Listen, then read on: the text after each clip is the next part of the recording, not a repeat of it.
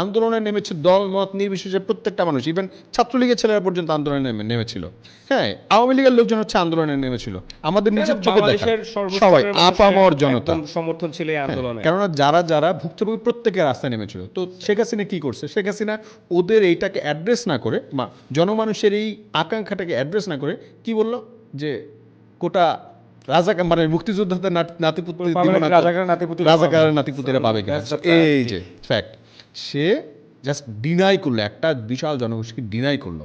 এবং হচ্ছে সে নিজের প্রয়োজনে নিজেদের জাস্ট হচ্ছে এই সাম্রাজ্যকে টিকিয়ে রাখার জন্য মানুষদেরকে ইনকার করে দিল, নাকচ করে দিল। হ্যাঁ, নাকচ করে দিল।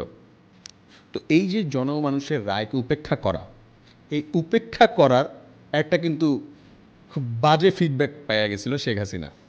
হ্যাঁ, বেগম জিয়ার সাথে মানুষ যেভাবে কানেক্টেড, শহীদ জিয়া রহমানের সাথে মানুষ যেভাবে কানেক্টেড, তাদেরকে আমি কখনো দেখিনি জনরায়কে উপেক্ষা করে এরকম কোনো অ্যাক্টিভিটিস করতে। আমরা যে এবার ইলেকশনে আমরা যে ভোট দিয়েছি সবাই, গণভোট, একটা গণভোট হয়েছে না? রাইট, প্রায় 70% মানুষ এটার পক্ষে রাইট দিছে।